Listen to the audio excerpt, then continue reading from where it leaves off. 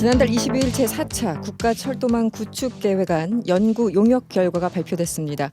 광역급행철도 GTX-D 노선이 경기도 김포에서 시작해서 부천까지 연결되는 것으로 잠정 결론이 났는데요. 여기에 대해서 주민들의 반발이 이어지고 있습니다. 오늘 명랑 인터뷰에서는 국회 국토위원회 소속이자 김포시 이 지역구인 더불어민주당 박상혁 의원과 자세한 이야기 나눠보도록 하겠습니다. 의원님 어서 오세요. 예, 안녕하세요. 네. 김포을 지역구의 박상혁 의원입니다.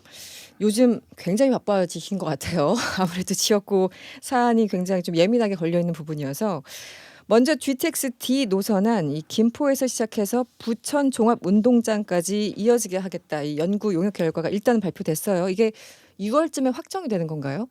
예, 4월 22일 날 공청회 결과가 나오신 것이고요. 네. 그다음에 법상으로는 관련 시도지사와 협의를 한 후 철도산업정책심의에서 의결을 해서 지금 국토부의 목표는 6월 안에 확정 고시한다라는 것이 예정된 사안입니다. 일단 계획은요.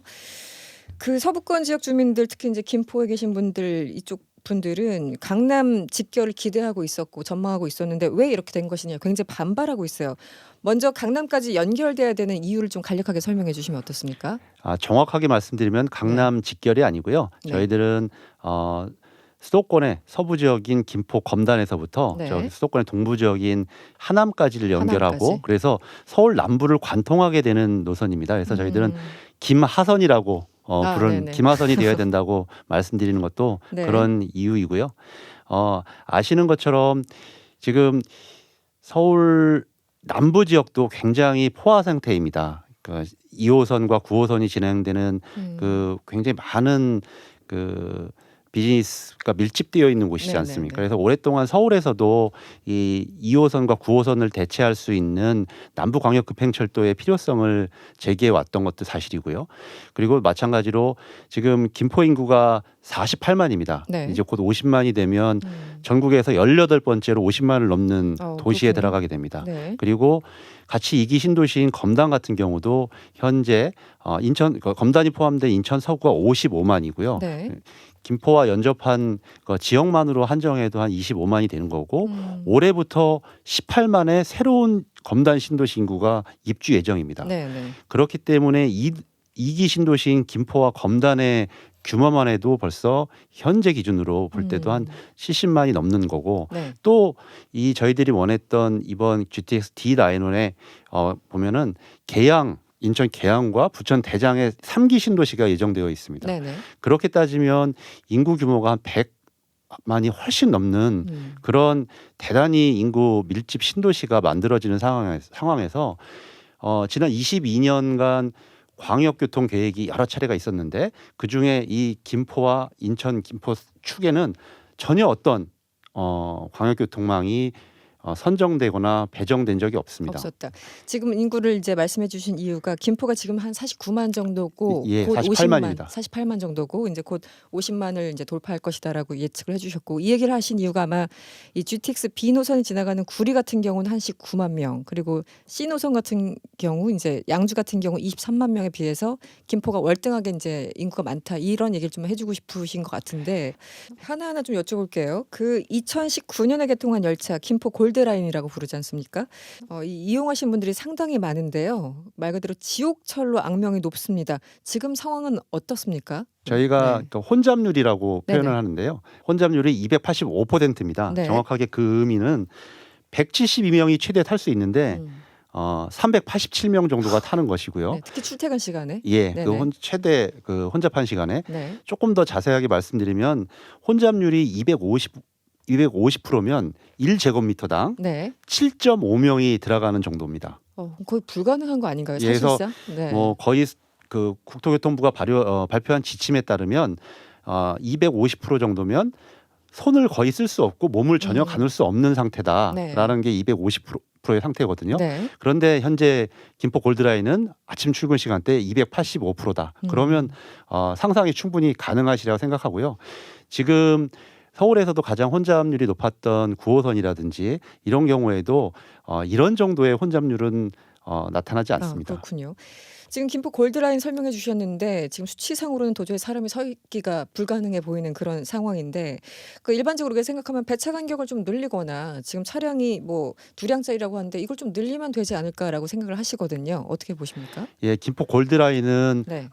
김포 신도시로 이주했던 주민들이 한 1,200만 원 정도의 교통분담금 1조 2천억과 김포시 재정 한 2, 3천억을 포함해서 1조 5천억으로 네. 건설된 경전철인데요. 네. 제가 이 말씀을 드리는 이유는 전혀 국비나 도비에서 지원된 바가 없이 순수하게 김포 시민들의 혈세로 만들어졌다라는 겁니다.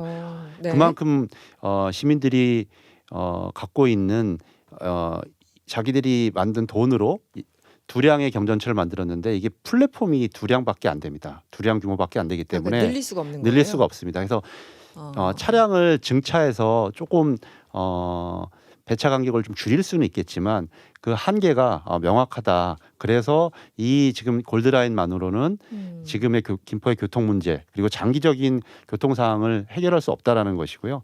뭐 좀 전에 제가 얘기 드렸던 검단 같은 경우는 네. 어떠한 교통시설도 마련되어 있지 않고 이제 인천 지하철 1, 2호선이 뭐 그쪽으로 연결되는 그런 좀 계획이 이제 추진되고 있습니다.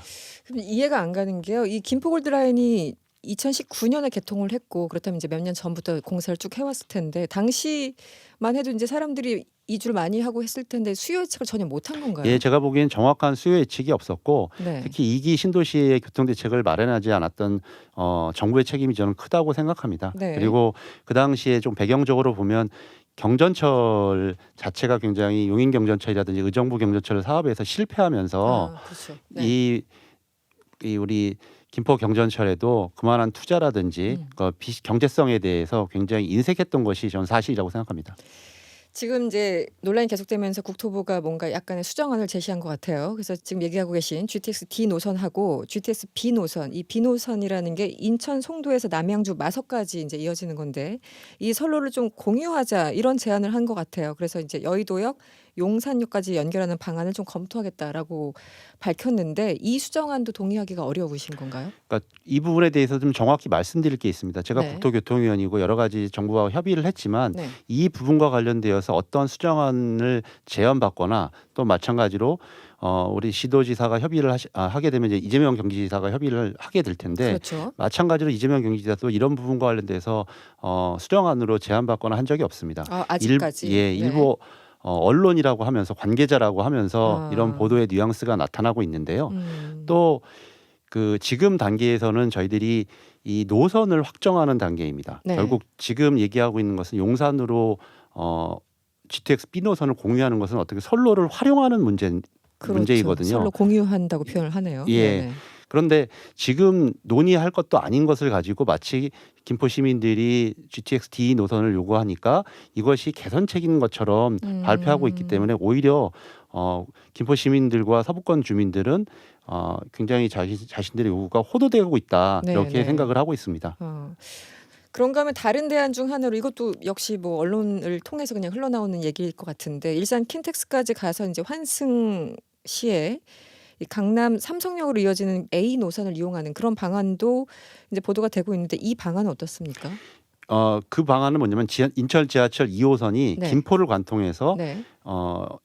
한강을 넘어서 킨텍스로 역으로 연결되는 요 노선 자체는 이번에 확정이 되었습니다. 네. 그런데 기본적으로 이것은 인천 지하철 2호선도 경전철이고요. 네. 뭐 이것도 장기적으로 함께 건설되면 교통 분산 효과를 가져올 거라고 생각합니다. 그런데 아까도 말씀드렸지만 김포 자체는 그럴 수 있지만 김포, 검단 그리고 또 앞으로 건설될 계양, 네네. 부천의 신도시 그리고 서울에 있는 지금 2호선과 9호선으로 포화 상태에 있는 구로라든지 관악에 많은 이 GTX D 라인이 통과하게 되면 수혜를 보게 될 그런 교통과는 상관이 없다라는 것이고요. 네, 지금 이 노선은 예, 네네. 안타깝게도 우리나라의 많은 직장들이 아까도 말씀드렸던 것처럼 그 남부 라인에 몰려 있지 않겠습니까? 그렇죠. 네네. 구로 디지털 단지라든지 강남 방향, 김포 같은 경우도 저희 평균 인구가 35세입니다. 굉장히 많은 젊은 인구들이 그러네요. 이쪽 네. 방향에서 지금도 직장을 다니거나 사업을 하고 있습니다. 또 마찬가지로 검단이나 뭐 부천에서 오는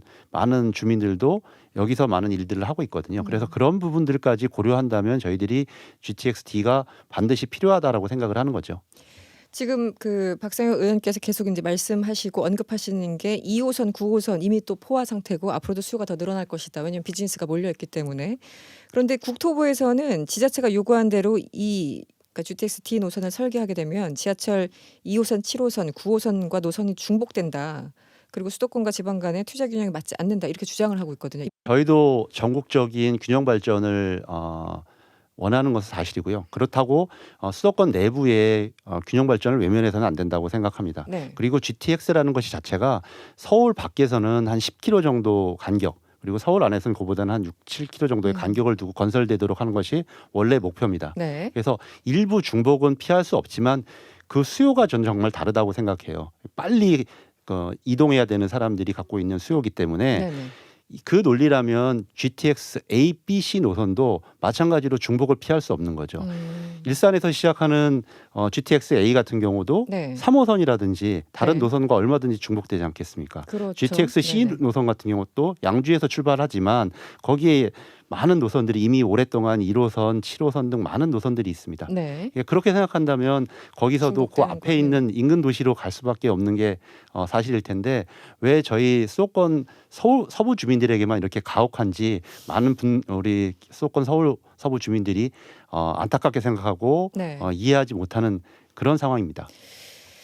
이번 논란에 대해서 국토위의 한 관계자는 국토부가 아니라 국토위입니다. 한 관계자는 이런 얘기를 했습니다. 진짜 원하는 게 출퇴근 불편 해소라고 한다면 광역도로, 버스망, 환승센터 등 여러 가지가 있다. 이렇게 얘기를 했는데 사실상 집값을 의식한 거 아니냐 이런 질문 같아요.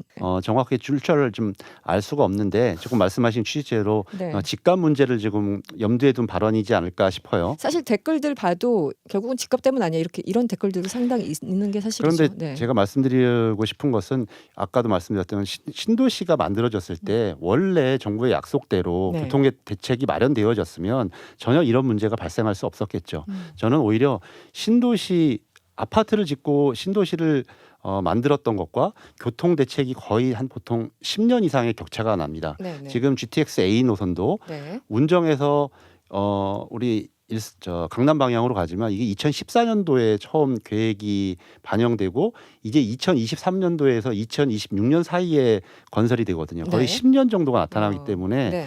이런 부조화 현상 때문에 나타날 수밖에 없는 그런 부산물이게 된 것인 거죠. 지금 집값이 차후에 오르게 되는 것은. 네. 그래서 이것은 본말이 전도된 얘기를 하는 것이고 그렇게 따지자면 우리 지금 경기도가 1,300만이 넘어갑니다. 네네. 예, 수도권의 서울의 내부의 분산을 위해서 신도시를 짓고 있는 많은 곳에서 네. 교통 대책을 마련할 때마다 어떤 교통 대책도 마련할 수 없는 거죠. 왜냐하면 당연히 교통 대책에 들어가면 집값이 일부 영향을 주는 것은 사실이니까요. 네. 김포 같은 경우도 작년에 보면 전국적인 평균이라든지 이런 것과 비교했을 때 크게 차이가 없었고요. 뭐 일부 신축 아파트 같은 경우에 네네. 조금 영향을 주었을 가능성도 있지만 이건 전국적인 작년에 부동산이 전체적으로 올랐던 현상과 크게 저희들은 다르지 않다고 생각합니다. 그래서 그렇게 집값 문제로 이 문제를 호도하는 것에 대해서 김포를 비롯한 서부권 주민들이 굉장히 자존심 상해하고 네. 다른 지역과 비교했을 때 네. 왜 우리가 그렇게 소외되게 평가받아야 되는지 그런 부분들은 굉장히 서운해 생각하고 있습니다. 네. 어떤 상황인지 잘 알겠습니다. 이게 최종적으로 그 처음에 의도했던 대로 가면 좋을 텐데 어쨌든 정부에서는 아직까지는 그럴 생각이 없는 것 같아 보이고요. 6월에 결론이 난다고 하는데 최종적으로 요구 사항이 반영이 안 되면 어떻게 대응을 하실 계획입니까? 저희들 안 자체가 여러 가지 사전 타당성 조사를 해보면 네. 김포나 인천 그리고 서울에서도 해봤는데 전부 다 흔히 말하는 BC값 비용 대비 네네네. 생산 BC값이 1을 넘는 결과를 얻었습니다. 그만큼 이 안 자체가 정당하고 많은 전문가들이 동서축에 이 광역교통망이 필요하다는 데 대해서 의견을 같이 하고 계시거든요. 그래서 반드시 반영될 것이라고 믿고요. 또 오늘 제가 이재명 지사님을 만났는데 네네. 이재명 지사님도 이 안을 건의했던 만큼 경기도 입장은 분명하다. 이 원하는 대로 추진되도록 최대한 노력하겠다. 이런 말씀을 주셨습니다. 제가 마침 그 질문 좀 드리고 싶었는데 오늘 이재명 지사를 만나셨다고 들었습니다. 오늘은 왜 만나신 겁니까? 예. 김포 주민들이 최근 2주간 네. 우리 김포들 주민들의 시민들의 염원을 담아서 서명 운동을 했습니다. 지금 여러 가지 의견을 분출하고 있는데 네. 굉장히 합리적으로 의견을 분출하면서 가장 좋은 방법이 뭘까 했더니 바로 서명 운동을 받는 것이었습니다. 아까도 말씀드렸던 것처럼 김포 인구가 현재 48만 명인데 네.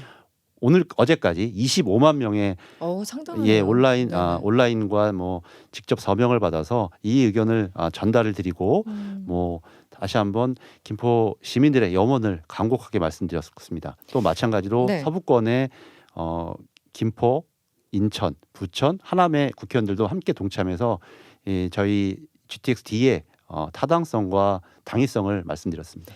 오늘 뭐 GTX 때문만으로 만나신 건 아닐 테고 지금 그 이재명 지사 지지 모임에 이름을 올리셨죠? 예, 네네. 예. 앞으로 쭉 같이 성장과 가시는 공정 겁니까? 포럼이라고 네. 예, 최근에 가입했습니다. 네. 이재명 지사 관련해서는 다음 인터뷰 시간에 조금 더 예, 자세하게 한번 불러주시면 또 네. 자세히 말씀드리겠습니다. 알겠습니다. 오늘 말씀 고맙습니다. 네. 예, 감사합니다. 지금까지 더불어민주당 박상혁 의원이었습니다.